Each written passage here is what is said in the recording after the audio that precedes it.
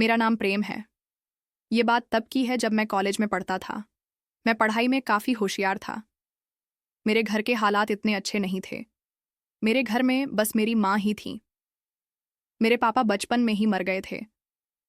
मेरी माँ ने लोगों के कपड़े सी कर गुजारा किया था, लेकिन मुझे भी काफ़ी एहसास होता था कि मैं अपनी माँ की मदद करूं। इसलिए एक दिन मैंने फैसला किया कि मैं ट्यूशन पढ़ाया करूंगा। मैंने ये बात अपने सर से शेयर की, तो सर को काफ़ी अच्छा लगा।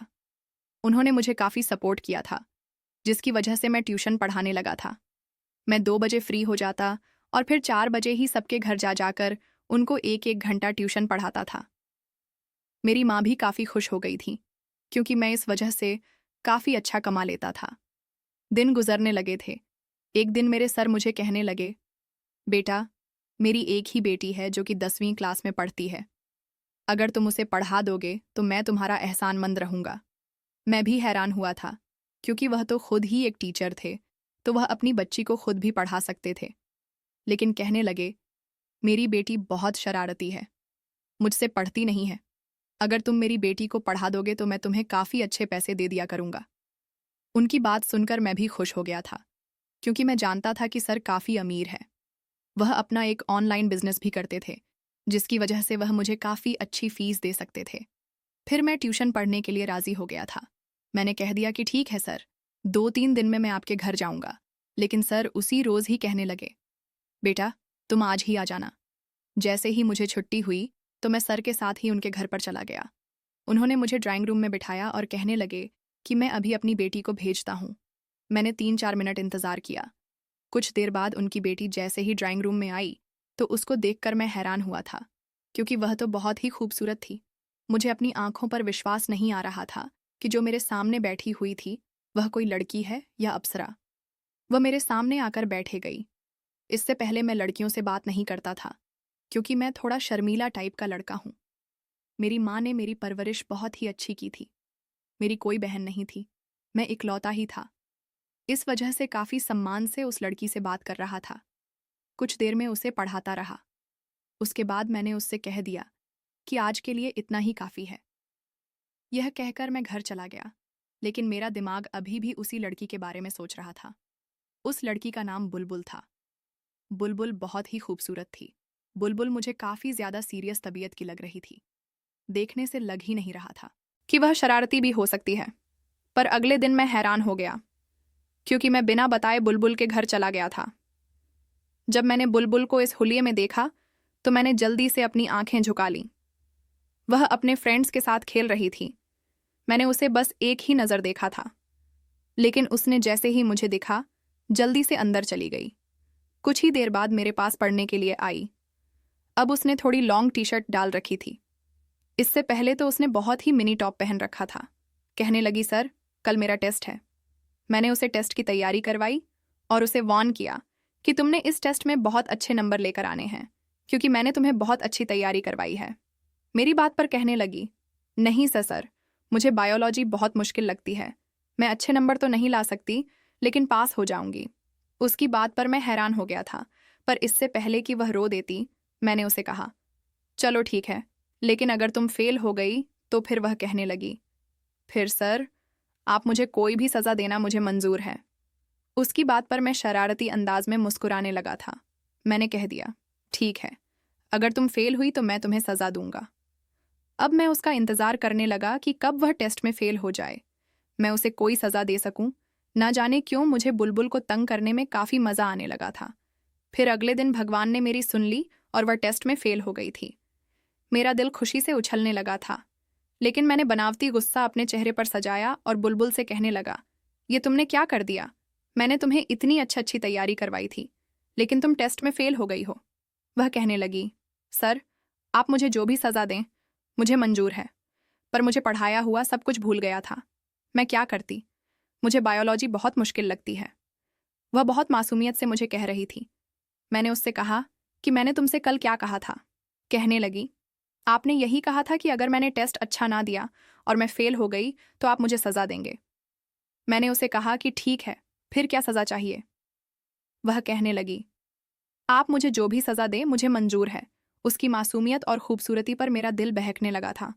मैंने एक नज़र उसके ऊपर डाली थी, हम दोनों के अलावा कोई भी मौजूद नहीं था।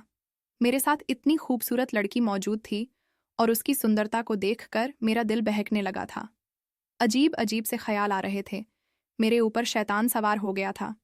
मैंने उसे धीरे से कहा, तो फिर ठीक है, मेरे पास आओ, मैं तुम्हें सजा देना चाहता हूं। बुलबुल बहुत ही मासूम थी।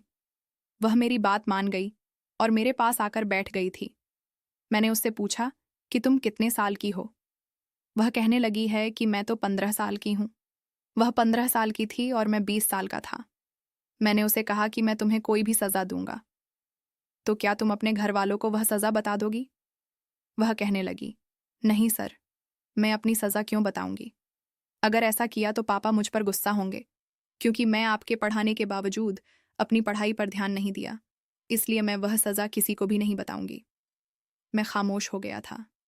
उसका गुलाबी सराफ देखकर मेरा दिल चाहा उसे बाहों में भरकर चूम लूं, लेकिन मेरा दिल यह करने से इनकार कर रहा था। कहीं ना कहीं मेरी माँ की दी हुई अच्छी परवरिश ने मुझे रोक लिया था।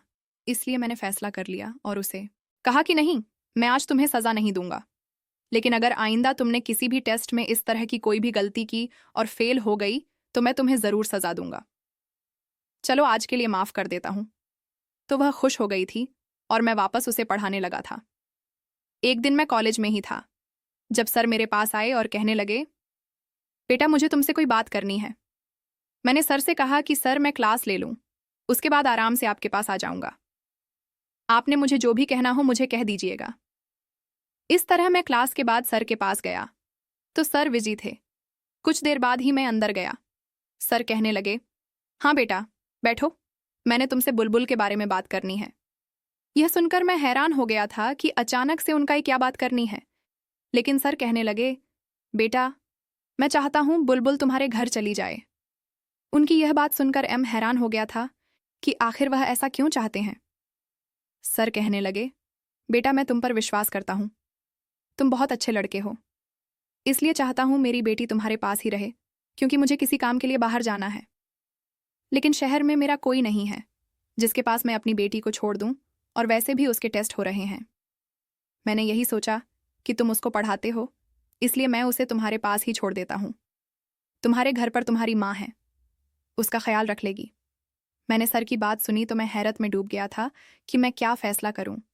लेकिन मैंने सर को कह दिया, सर कोई बात नहीं, मैं आपकी बेटी को अपने घर पर ही पढ़ा दूंगा। लेकिन अंदर से मेरा दिल कहीं कांप रहा था, क्योंकि मैंने बहुत मुश्किल फैसला लिया था कि ऐसा कैसे हो सकता है कि मैं अपने दिल को, बुलबुल को अपने ही घर में देखकर कैसे संभा सकता हूं। इतनी खूबसूरत लड़की मेरे पास मेरे साथ रहने वाली थी। लेकिन फिर मैंने अम्मा का सोचा कि वह तो घर पर मौजूद होंगी, मैं उसे अपनी माँ के पास ही सुला दिया करूंगा। यही सोचकर मैंने सर को हाँ कर दी थी। फिर सर मुझे अपने साथ अपने घर ले गए। सर ने शायद बुलबुल को फोन करके तैयार रहने के लिए कह दिया था। उसके साथ एक छोटा सा बैग भी था। बुलबुल काफी उदास थी। सर उसे समझने लगे, बेटा देखो अपने टीचर को तंग नहीं करना है, अब यह आपको पढ़ाएंगे और इनकी माँ आपका ख्याल रखेंगी। मैं इन पर भरोसा कर रहा हूँ, लेकिन तुम बहुत शरारती हो। मुझे डर है कि कहीं टीचर को तंग करो ना और वह तुम्हें डांट ना दे। इसलिए मैं चाहता हूं कि उन्हें तंग मत करना और वह जैसा पढ़ाए वैसा ही पढ़ना। वह जो कहे उस बात को मानना, वही करना है जो तुम्हारे सर कहे। बुलबुल कहने लगी, ठीक है पापा, मैं सर को शिकायत का मौका कभी नहीं दूंगी और सर को तंग भी नहीं करूंगी।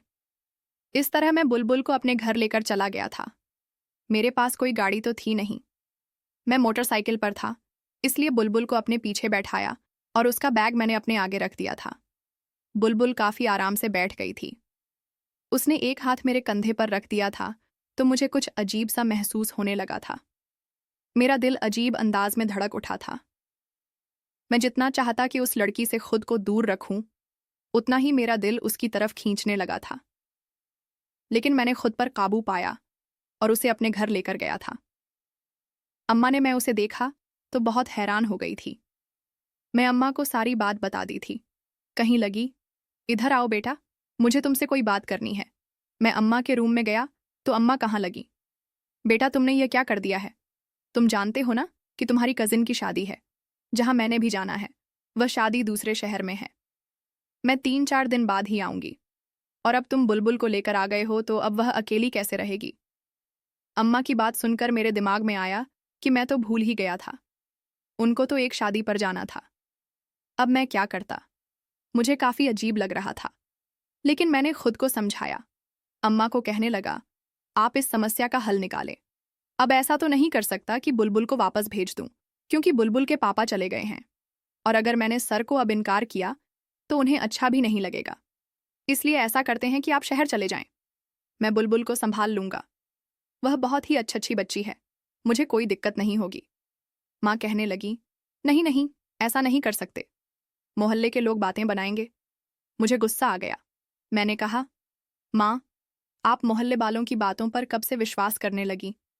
आपको पता है ना कि मेरी नीयत क्या है। क्या आपको अपने बेटे पर भरोसा नहीं? आप ऐसा करें, आप आराम से शादी में जाएं। सब कुछ मुझ पर छोड़ दें। अपने बेटे बेटे पर छोड़ दें। आपकी परवरिश पर कभी दाग नहीं आने दूंगा। मेरी माँ को मुझ पर विश्वास था, और मुझ पर विश्वास करते हुए वह भी शादी पर चले गए। अब इस घर में मैं था और मेरे साथ बुलबुल थी। वह मुझसे पूछने लगी, सर, आपकी माँ कहाँ गई? मैंने कहा, उन्हें कुछ था, रात तक आ जाएंगी। मैंने उसे कुछ भी नहीं बताया और यही कहा कि अम्मा काम से गई है, वह जल्दी ही वापस आ जाएंगी। मैं बुलबुल को पढ़ाने लगा था। मैंने उसे बायोलॉजी समझा दी थी, लेकिन उसे समझ नहीं आती थी। वह कहने लगी, सर, कल तो छुट्टी है, मुझे स्कूल नहीं जाना, इसलिए बाकी का आप मुझे कल पढ़ा देना। मुझे भी याद आया कि कल तो छुट्टी है और मुझे भी स्कूल नहीं जाना था, क्योंकि हमारे कॉलेज में एक स्पोर्ट्स डे होने वाला था, इसलिए मैंने छुट्टी ही करनी थी। अब मैं हैरान हो गया। मैंने बुलबुल को कहा, ऐसा करते हैं कि तुम सो जाओ, क्योंकि वैसे भी कल छुट्टी है, तो मैं तुम्हें बाकी सारा कल पढ़ा दूंगा। बुलबुल कहने लगी कि ठीक है सर। मैंने उसको रूम का रास्ता दिखाया तो वह वहां चली गई, लेकिन फिर अचानक ही उसे मेरी माँ का ख्याल आया।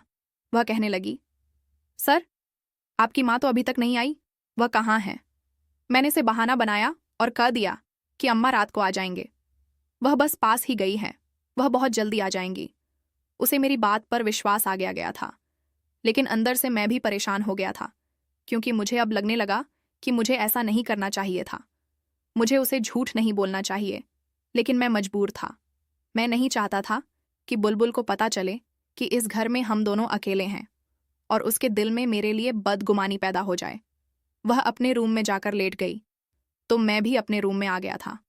मैं गहरी नींद में था कि तभी मुझे ऐसा लगा जैसे अचानक आधी रात को मेरे रूम का दरवाज़ा खुल गया था। मेरे रूम में अंधेरा था। मुझे ऐसा महसूस हुआ जैसे कोई मेरे बिस्तर पर आकर लेट गया हो। यह देखकर तो मेरे होश उड़ गए थे। अचानक मुझे बुलबुल का ख्याल आया। मैंने जल्दी से अपने रूम में मौजूद हल्की लाइट ऑन कर दी, लेकिन जैसे ही मेरी नज़र बुलबुल पर गई तो मैं हैरान रह गया था। मेरे बिस्तर पर बुलबुल लेटी हुई थी। मैंने कहा, बुलबुल, ये क्या हरकत है? तुम यहाँ पर क्या करने आई हो?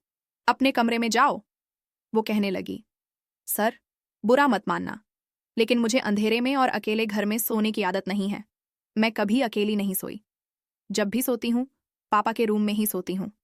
मैंने अपना बेड पापा के रूम में ही लगा रखा है, और अगर मैं गलत नहीं हूँ तो मैं यह भी जानती हूँ कि इस घर में मेरे और आपके अलावा कोई भी मौजूद नहीं है। लेकिन मैं क्या करूँ? मुझे अकेले घर में डर लगता है। मैं अकेले नहीं सो सकती, इसलिए मैं आपके पास सोऊंगी। मैंने उसके बात सुनी तो उसके पागलपन पर मेरा जी चाहा। अपना सर दीवार पर मार लूं। ये कैसी लड़की है जो मेरे साथ रहने में शर्म महसूस नहीं कर रही है? मैंने उसे कहा, बुलबुल, तुम इतनी छोटी भी नहीं हो।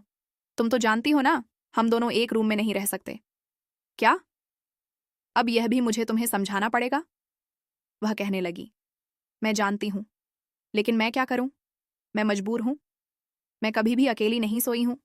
मैं बहुत देर से अकेले रूम में सोने की कोशिश कर रही थी, लेकिन मुझे बहुत ज्यादा डर लग रहा था।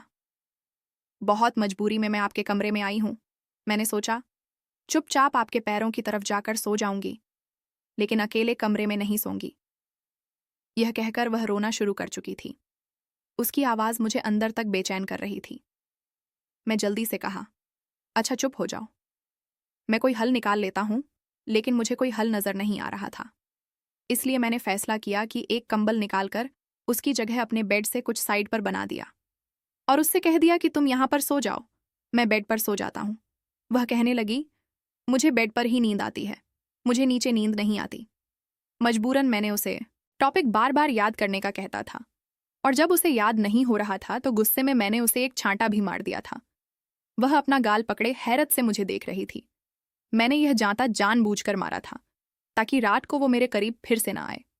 मैं नहीं चाहता था कि जज्बात में भरकर मैं कोई गलत कदम उठा लूं। बुलबुल भी समझ गई थी। बड़ी बड़ी आंखों में आंसू भरकर कहने लगी, ठीक है, मैं अब आपको कभी तंग नहीं करूंगी। मैं वापस अपने घर चली जाती हूं।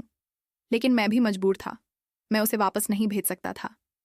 3 दिन ऐसे ही गुजर गए थे। मुझे बहुत बुरा लग रहा था, लेकिन उसके बाद बुलबुल ने अपने पापा को बता दिया। लेकिन सर ने मुझे कुछ भी नहीं कहा था। वह तो बल्कि शर्मिंदा थे और कहने लगे कि मैं माफ़ी चाहता हूँ। मैं जानता था कि मेरी बेटी शरारती है, वह कोई ना ऐसी हरकत ज़रूर कर देगी। मैंने सर को कहा, कोई बात नहीं, मैं जानता हूँ।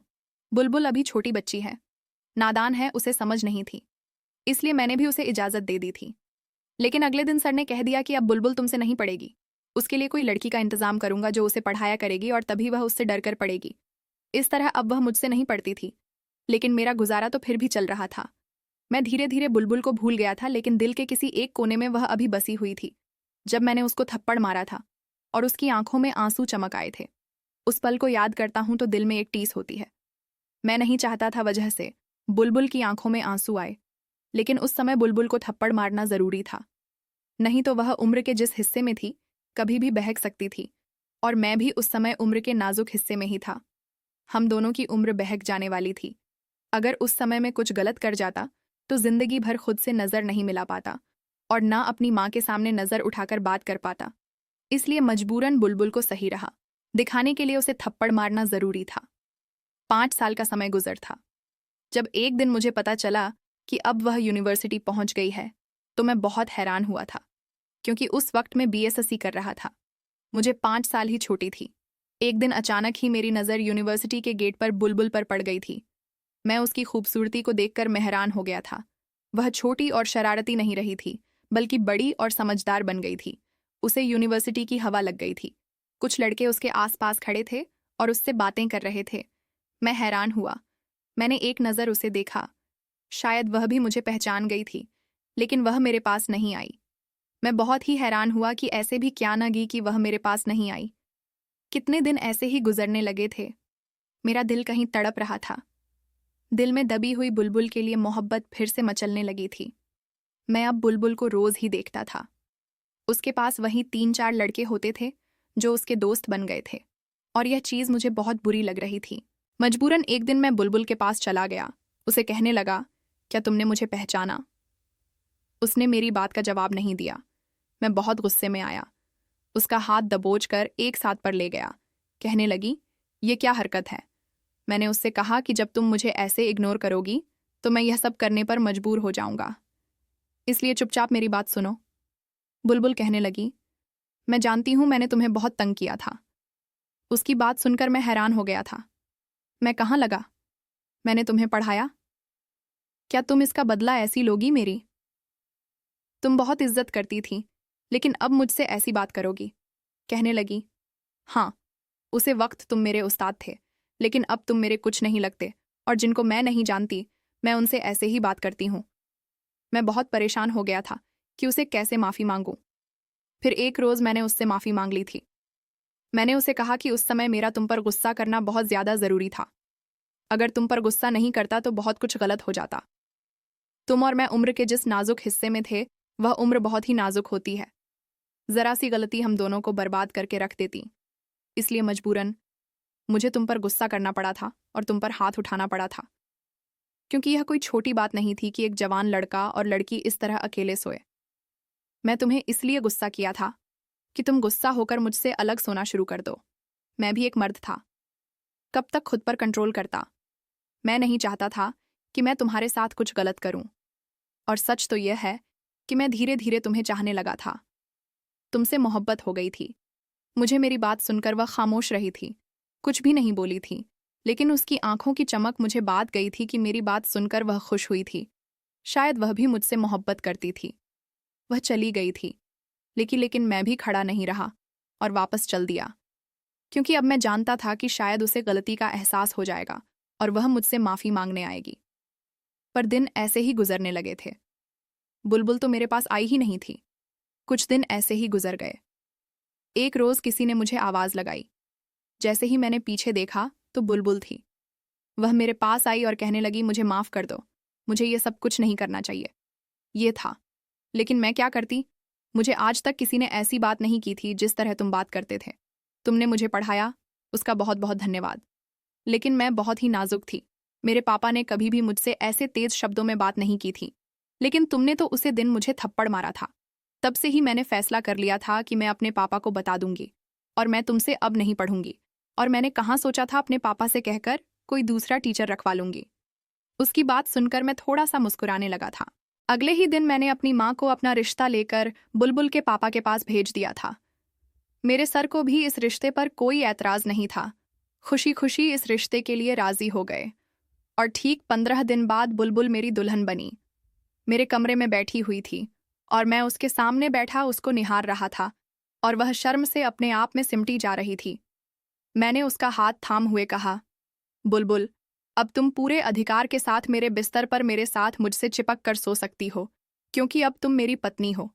यह कहकर मैंने बुलबुल का हाथ चूम लिया था और वह भी शर्माते हुए मेरे सीने से लग गई थी। दोस्तों, कहानी कैसी लगी जरूर बताना। पसंद आई हो तो प्लीज लाइक करना। रोज एक नई कहानी सुनने के लिए हमारे चैनल को भी सब्सक्राइब करना। कहानी को अंत तक सुनने के लिए आप लोगों का बहुत बहुत धन्यवाद। मिलते हैं अगली किसी नई कहानी के साथ।